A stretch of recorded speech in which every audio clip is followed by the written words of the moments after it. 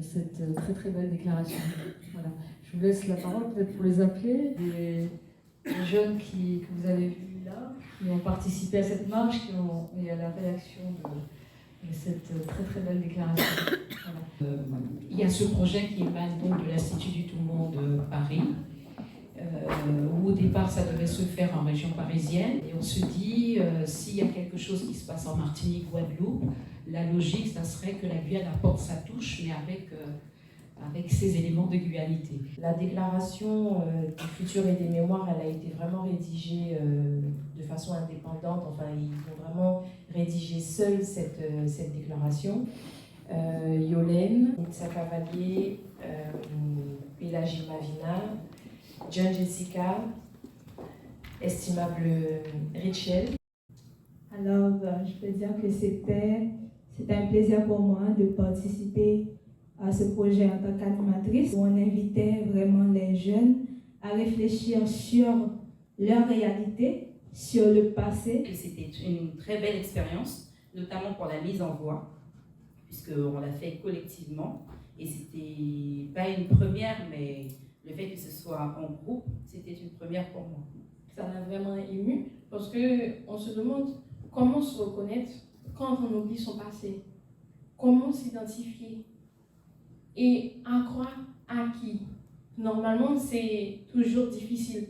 On oublie toujours le passé. On nous dit souvent, regarde pas en arrière, c'est pas bien, il faut marcher. Mais nous, en tant qu'être humain, nous, en tant que peuple noir, on a une histoire. Qui suis-je? Qui on est en réalité? Pour moi, la traversée des mémoires, c'est quelque chose de très particulier, de très extraordinaire. Là, on s'est vraiment donné à fond. On était vraiment très fiers du résultat.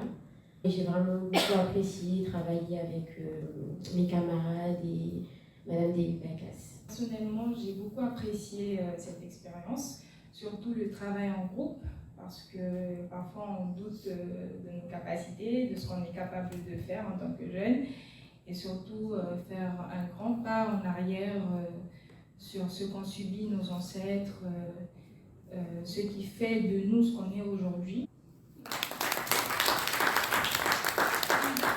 Alors, on a des collèges de Cayenne, mais aussi de Rémire, de Rémire-Montjoly, de Matoury, du privé, du public. Et puis on a aussi un des lycées de Kourou. Et ça va jusqu'à Saint-Laurent, on a un collège qui participe. Et nous, comme notre force est la jeunesse, on commence depuis la 6e avec des collégiens, on voit des petits bouts à un moment donné, et puis jusqu'à l'université. Et les étudiants, je la laisse, mais bon, ils apportent la touche, la cerise sur le gâteau. Tout est parti de là, de cette anecdote rapportée par un capitaine négrier en 1774 et retrouvée aux archives de Roubaix. Tout est parti de cela, d'un désir de troc, échanger le discours technique contre de la parole, la langue de bois des marins contre le cri des captifs. Tout est parti, enfin, d'une interrogation. Comment dire, comment redire cette histoire-là des hommes, sans bruit ni phare autrement. Ilo Balol Boma, Yassa Galgon. L'histoire s'écrit au passé, sans jamais l'oublier. Citation de Sonia Lassaini. Moi, Binti, moi, amérindienne, mon histoire est tapie dans l'ignorance, dans le silence. Écoutez, je vous raconte. Bara, ma source de vie. Forêt, ma terre-mère. Pieds nus, je décide de la parcourir. Je marche, je cours, je vis, je suis libre. Le chant des oiseaux, la brume, le vent me transporte au bord de la rivière. Je suis. Tout à coup, des cris de désespoir, de douleur, de tristesse résonnant de loin, provoquant en moi un sentiment de peur, de détresse. Mon peuple, où es-tu? La terre boit le sang des miens, il s'efface sous mes yeux. Mon peuple, où es-tu? Je te cherche, je ne te vois pas.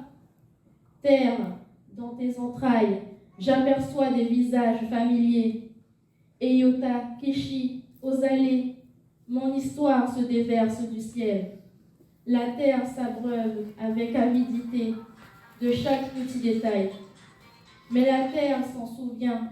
Ma terre se souviendra. La forêt se souvient.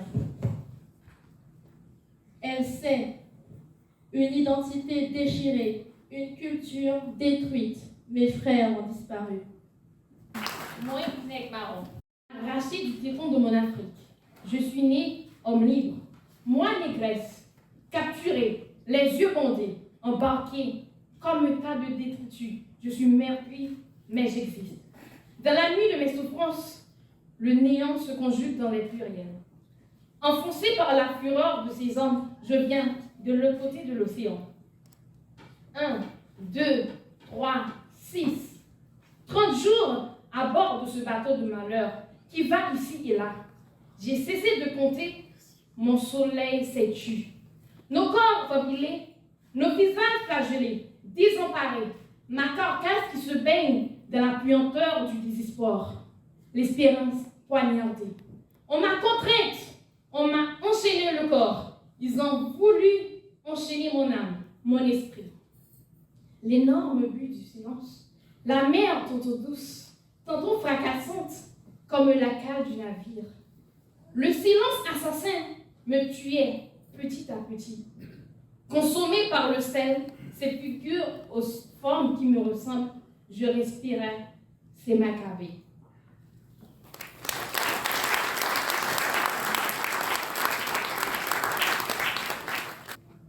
Selon Louis-Marie Passion, le moment présent est la piste désignée à tout nouveau départ. La Guyane, je vois dans tes yeux tant de chaleur, je saisis des couleurs, vert, bleu, violet, jaune et rouge. Tu es mon encre, je suis ton empreinte, ma terre multiculturelle. Ta diversité est ta résilience et ta puissance. L'abondance de ton héritage est incomparable. Elle est comme une rivière qui coule à l'infini.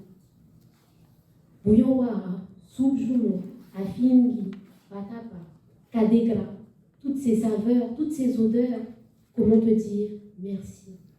Grémessi, Karatangi, Obrigado, merci Ampi. Ma Guyane, tes enfants se déchirent, ils se regardent dans les yeux, ils se méprisent dans le cœur. L'assimilation culturelle perpétue. Les chaînes gravées dans nos esprits doivent être brisées. Toutes les marques du passé recèsent sans cesse, comme le hoquet de Damas. Je cite. Et j'ai beau avaler 7 gorgées d'eau, 3-4 fois par 24 heures, me revient mon enfance dans un hoquet secourant.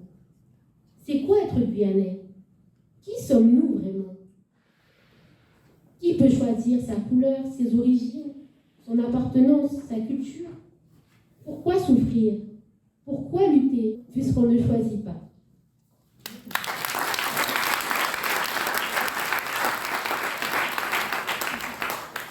L'eau d'amertume qui perd de sa teinte. Un nouveau regard s'incline vers un changement inconnu.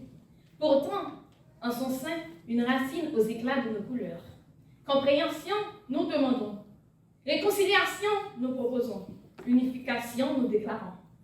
Des divergences en tension, plusieurs fils conducteurs s'entremêlent au chemin de l'avenir. Pourtant, nous avons toujours eu le choix, mais nous voulons un choix qui éclot, celui qui saura bouleverser le quotidien infâme qui nous divise depuis tant d'années. Ce mal-être qui se masse sous nos peurs, au rythme de nos musiques, aux délices de nos plats, mélange et saveur versicolore dans nos vies. Un changement de mentalité s'impose, pas à l'avenir. Un changement de mentalité s'impose dès aujourd'hui. Nous pouvons encore agir, faire preuve de solidarité et de compassion envers ceux qui ont infligé l'enfer à nos ancêtres, envers ceux ignorant nos états, nos émotions, notre situation.